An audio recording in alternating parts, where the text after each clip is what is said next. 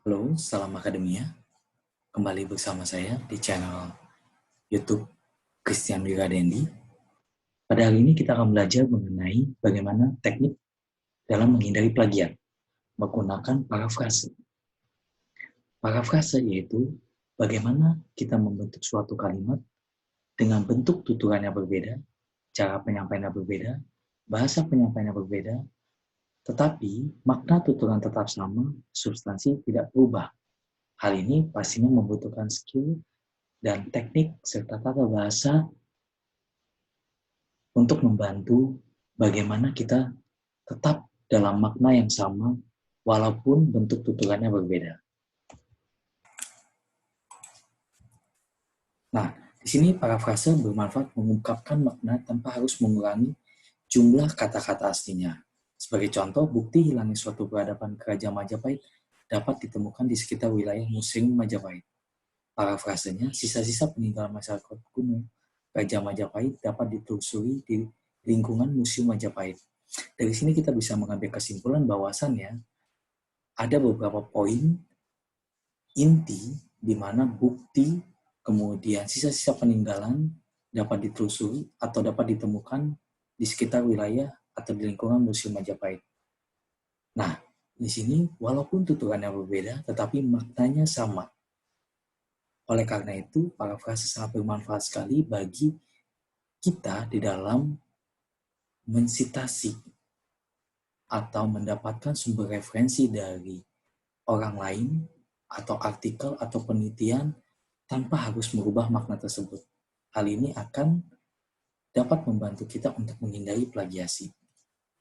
Nah, di sini ada beberapa tips. Baca ulang teks aslinya hingga memahami makna secara utuh. Kesampingan teks aslinya dulu, buat dan tulis parafrase pada sebuah catatan. Catatlah beberapa kata di bawah tulisan parafrase yang menurut Anda penting. Cermati cara Anda memparafrase teks asli. Gunakan tanda petik untuk menandai istilah-istilah dan dokumentasikan teks asli, termasuk halamannya pada catatan Anda, supaya Anda dapat dengan mudah menggunakannya saat Anda memutuskan untuk menggabungkan hasil usaha kutipan dan parafrase Anda kepada karya tulis Anda sendiri. Ini adalah beberapa tips yang bisa teman-teman gunakan untuk melatih dalam membentuk kalimat baru atau membuat kalimat baru tanpa mengubah makna melalui parafrase ini. Oke, di sini ada contoh atensi atau perhatian. Amati, percaya, sampaikan, usapkan. Asumsi, menerima, menanggung, menganggap, mengira. Dari sini kita bisa memakai kata-kata yang bersinonim tanpa harus merubah makna. Nah, di sini kalau misalkan kata-kata argumentasi, menegaskan, mensahkan, menguatkan, memperdebatkan, menentang, membantah, mendesak, dan lain sebagainya. Ini inferensi dan uraian. Nah, contoh kalimat lagi. Kalimat aslinya sebuah kejutan di bidang realita maya terjadi pada tahun 1961 dengan kemunculan Sensorama Helik. Kita coba parafrase lagi, hasil karya Helik yang dikenal dengan nama Sensorama membawa perubahan yang signifikan dalam sejarah reality maya. Nah, di sini ada beberapa tips. Yang pertama tadi tanpa mengubah makna, tips yang kedua adalah teman-teman bisa bila teks aslinya dari penelitian terdahulu itu berbentuk aktif, kita bisa ubah menjadi bentuk kalimat pasif tanpa mengubah makna.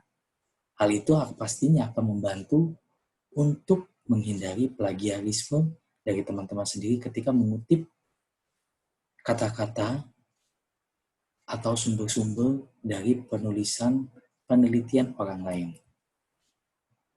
Nah, contoh yang kedua, komputer mampu membawa orang ke tempat-tempat yang belum pernah bisa mereka kunjungi sebelumnya, termasuk ke permukaan planet lain. Kita coba parafrase, melalui komputer, orang dapat pergi ke tempat yang belum pernah mereka kenal. Ini adalah contoh yang kedua, di mana kita bisa mempersingkat kata, walaupun inti dan maknanya tetap sama. Nah, di sini adalah contoh naskah asli, parafrase yang legal, dan parafrase versi plagiat. Di mana kalau bisa dilihat teman-teman, parafrase yang legal, dia membuat kalimat yang baru. Karena setiap orang mempunyai gaya bahasa dan kalimat tutur kata itu berbeda-beda.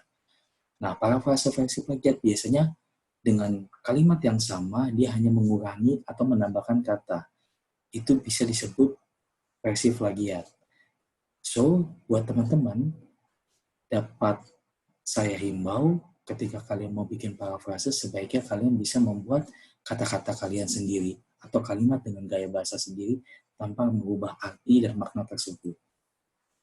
Nah, di sini terakhir ada situs pemeriksaan plagiasi. Ketika teman-teman sudah selesai dalam membuat penulisan, baik itu artikel, penelitian, karya ilmiah, skripsi, tesis, maupun disertasi, ada baiknya teman-teman bisa mengecek tingkat plagiasi atau tingkat kemiripan tulisan teman-teman terhadap tulisan orang lain. Nah, di sini ada contoh website yang bisa teman-teman pakai secara gratis dan bisa teman-teman gunakan untuk melihat seberapa persen tingkat kemiripannya. Oke, hari ini cukup sekian mengenai parafrase dan teknik menghindari plagiat. Semoga ilmu dan informasi yang saya sampaikan bisa berguna buat teman-teman semua dalam mendukung penelitian teman-teman. Terima kasih. Salam Akademia.